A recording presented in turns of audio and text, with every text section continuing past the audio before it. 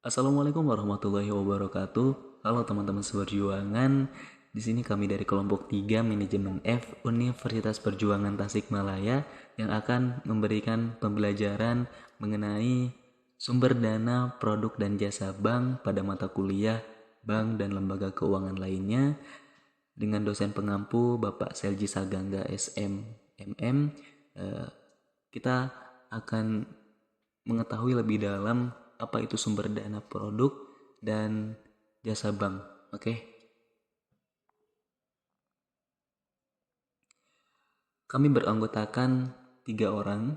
Yang pertama Amanda Putri Nurbaiti dengan NIM 2302010197 dan Dias Andila Kusuma dengan NIM 2302010211.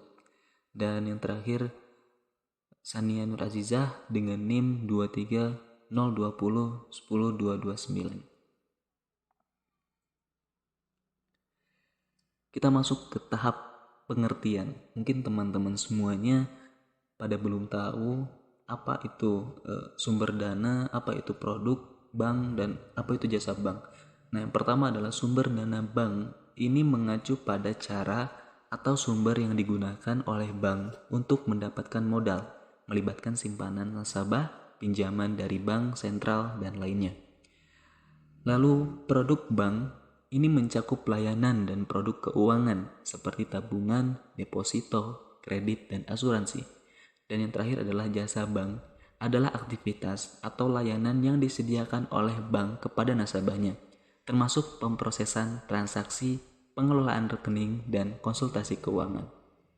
Di samping sebelah kanan ada menurut para ahli, di mana menurut Hasibuan tahun 2011, dana bank adalah sejumlah uang yang dimiliki dan dikuasai suatu bank dalam kegiatan operasionalnya. Dana bank terdiri dari dana atau modal sendiri dan dana asing. Sedangkan menurut Lukman tahun 2009, pengertian dana bank adalah uang tunai yang dimiliki bank ataupun aktiva lancar yang dikuasai bank dan setiap waktu dapat diuangkan. Jadi gitu teman-teman semuanya mengenai pengertian sumber dana bank, produk bank, dan jasa bank. Oke. Next. Kita masuk ke apa saja sih sumber-sumber dana bank. Mungkin teman-teman yang belum tahu masih bingung, emang apa aja gitu sumber-sumber dana bank. Ini yang pertama ada dana yang bersumber dari bank itu sendiri. Nah, kita nanti akan bahas satu persatu. Lalu yang kedua ada dana yang berasal dari masyarakat luas, dan yang terakhir dana yang bersumber dari lembaga lain. Oke, kita bahas satu-satu. Dana yang bersumber dari bank itu sendiri, maksudnya adalah sumber dana yang bersumber dari bank itu sendiri merupakan sumber dana dari modal sendiri. Modal sendiri maksudnya adalah modal setoran dari para pemegang sahamnya. Apabila saham yang terdapat dalam portfolio belum habis terjual, sedangkan kebutuhan dana masih perlu, maka pencariannya dapat dilakukan dengan menjual saham kepada pemegang saham lama. Akan tetapi, jika tujuan perusahaan untuk melakukan ekspansi, maka perusahaan dapat mengeluarkan saham baru dan menjual saham baru tersebut di pasar modal. Di samping itu, pihak perbankan dapat pula menggunakan cadangan-cadangan laba yang belum digunakan. Nah, itu pengertian dana yang bersumber dari bank itu sendiri. Selanjutnya ini apa sih? Ada 3: setoran modal dari pemegang saham, cadangan-cadangan bank, dan laba bank yang belum dibagi. Ini secara garis besar dapat disimpulkan bahwa pencarian dana yang bersumber dari bank itu sendiri terdiri dari yang pertama, setoran modal dari pemegang saham. Maksudnya apa? Maksudnya adalah dalam hal ini pemilik saham lama dapat menyetor dana tambahan atau membeli saham yang dikeluarkan oleh perusahaan. Lalu cadangan-cadangan bank ini maksudnya adalah cadangan-cadangan laba pada tahun lalu yang tidak dibagi kepada para pemegang sahamnya. Maksudnya, cadangan ini sengaja disediakan untuk mengantisipasi laba tahun yang akan datang. Lalu yang terakhir adalah laba bank yang belum dibagi. Maksudnya adalah laba yang memang belum dibagikan pada tahun yang bersangkutan, sehingga dapat dimanfaatkan sebagai modal untuk sementara waktu. Jadi, keuntungan dari sumber dana sendiri adalah tidak perlu membayar bunga yang relatif lebih besar daripada jika meminjam ke lembaga lain. Itu yang pertama. Lalu yang kedua, ini dana yang berasal dari masyarakat luas. Maksudnya adalah sumber dana ini merupakan sumber dana terpenting bagi kegiatan operasi bank dan merupakan ukuran keberhasilan bank jika mampu membiayai operasinya dari sumber dana ini. Pencarian dana dari sumber ini relatif paling mudah jika dibandingkan dengan sumber lainnya, dan pencarian dana dari sumber dana ini paling dominan, asal dapat memberikan bunga dan fasilitas menarik lainnya. Menarik dana dari sumber ini tidak terlalu sulit. Akan tetapi, pencarian sumber dana dari sumber ini relatif lebih mahal jika dibandingkan dari dana sendiri. Adapun sumber dana dari masyarakat luas dapat dilakukan dalam bentuk yang pertama, ini ada simpanan giro. Maksudnya adalah giro berfungsi sebagai media transaksi di mana nasabahnya dapat melakukan penarikan setiap hari, bahkan dengan nominal ratusan juta. Sedangkan simpanan tabungan di sini adalah simpanan uang yang bisa diambil sewaktu-waktu. Sedangkan simpanan deposito ini hampir sama dengan tabungan. Akan tetapi yang membedakannya adalah deposito ini merupakan salah satu produk investasi yang hanya bisa diambil setelah jangka waktu tertentu. Jadi itulah sumber-sumber yang berasal dari masyarakat luas. Oke, dan next kita ke nomor yang 3. Yang ketiga ini ada dana yang bersumber dari lembaga lain. Maksudnya adalah sumber dana yang ketiga ini merupakan sumber dana tambahan jika bank mengalami kesulitan dalam pencarian sumber dana pertama dan kedua di atas. Pencarian dari sumber dana ini relatif lebih mahal dan sifatnya hanya sementara waktu saja. Kemudian dana yang diperoleh dari sumber ini digunakan untuk membiayai atau membayar transaksi-transaksi tertentu. Perolehan dana dari sumber ini antara lain dapat diperoleh dari yang pertama, kredit likuiditas dari Bank Indonesia. Maksudnya adalah kredit yang diberikan Bank Indonesia kepada bank-bank yang mengalami kesulitan likuiditasnya. Kredit likuiditas ini juga diberikan kepada pembiayaan sektor-sektor tertentu. Lalu ada pinjaman antar bank, di mana maksudnya adalah bank biasanya diberikan kepada bank-bank yang mengalami kalah keriling di dalam lembaga keriling. Pinjaman ini bersifat jangka pendek dengan bunga relatif tinggi. Pinjaman antar bank lebih dikenal dengan call money. Lalu yang ketiga ada pinjaman dari bank luar negeri. Nah, ini merupakan pinjaman yang diperoleh oleh perbankan dari pihak luar negeri. Misalnya pinjaman dari Bank Singapura, Amerika Serikat, atau negara-negara Eropa. Lalu yang terakhir adalah surat berharga pasar uang. Maksudnya adalah dalam hal ini pihak perbankan menerbitkan SPBU.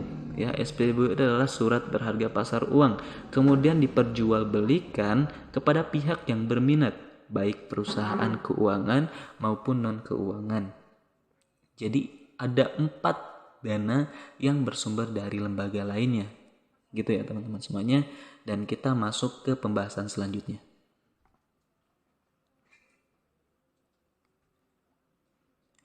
Ini masuk ke sesi apa saja sih produk-produk bank. Mungkin teman-teman hanya mengetahui transfer ataupun tabungan dan lain sebagainya. Nah, di dalam produk-produk bank ini ada yang pertama tabungan, lalu yang kedua ada deposito, lalu yang ketiga kredit, online banking, dan yang terakhir adalah giro. Nah, kita bahas dari kelima produk bank ini.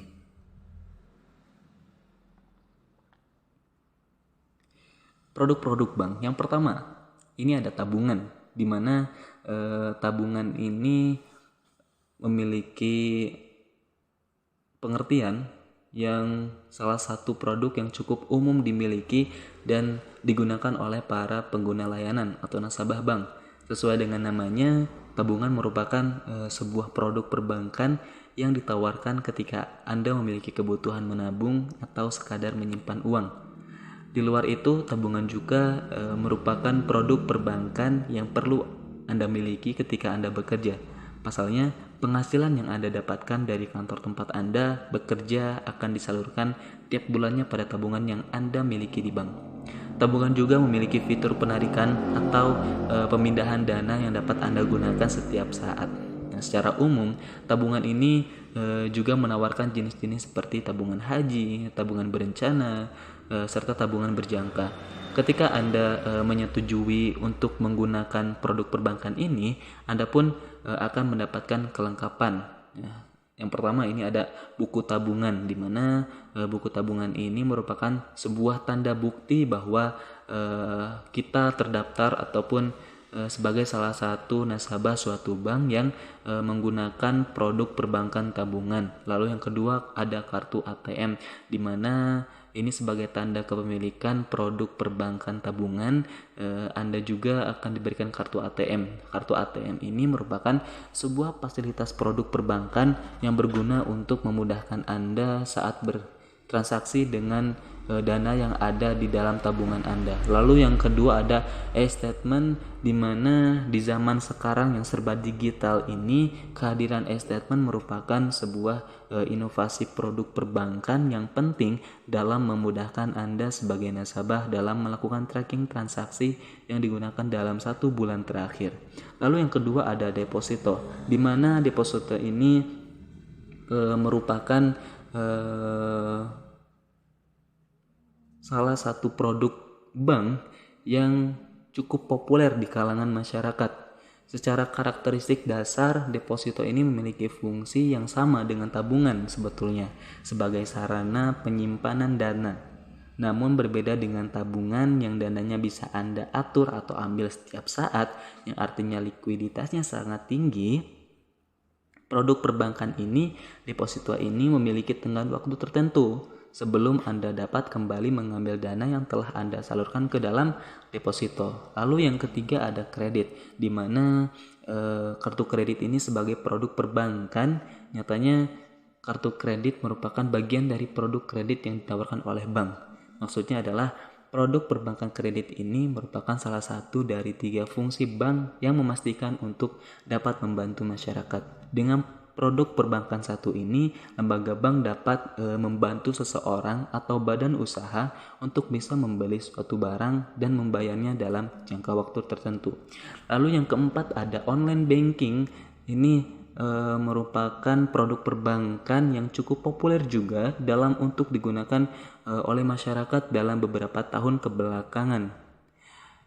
Online banking juga merupakan salah satu layanan jasa produk perbankan yang memberikan kemudahan untuk bertransaksi serta mengelola finansial nasabah di mana saja dan kapan saja. Lalu yang terakhir ada giro. Giro di sini merupakan salah satu produk perbankan yang asing untuk digunakan. Pasalnya kehadiran giro lebih sering digunakan sebagai produk perbankan tabungan oleh badan usaha. Berbeda dengan tabungan yang biasa yang bisa mencairkan dananya melalui ATM, produk perbankan yang satu ini cenderung dapat dicairkan menggunakan cek atau billet yang dikeluarkan oleh pihak bank sesuai dengan persetujuan dari pemilik rekening giro. Nah, itu ada produk-produk bank.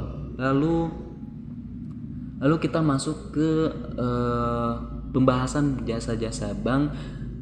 Di sini ada beberapa jasa-jasa bank. Yang pertama surat kredit berdokumen atau letter of credit atau LC yang biasa kita kenal. Lalu yang kedua ada bank garansi, yang ketiga ada inkaso, yang keempat ada clearing, dan yang terakhir ada transfer.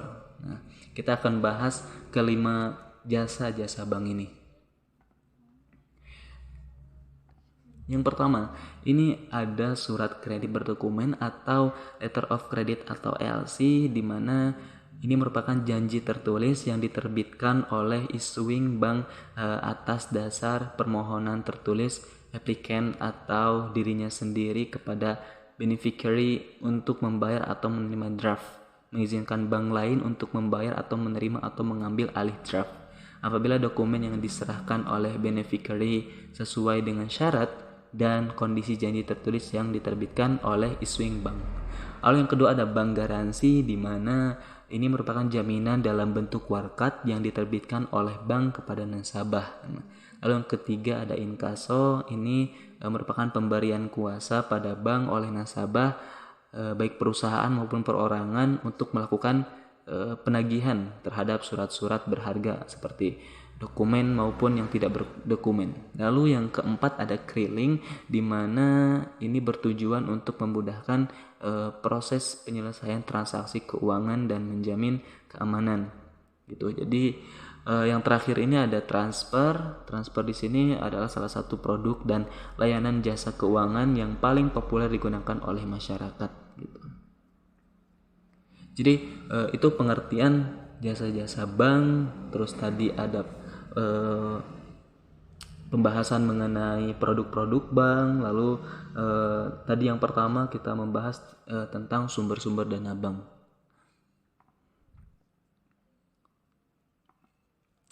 Oke, teman-teman seperjuangan, kita dapat ambil kesimpulan dari ketiga materi yang kita bahas tadi.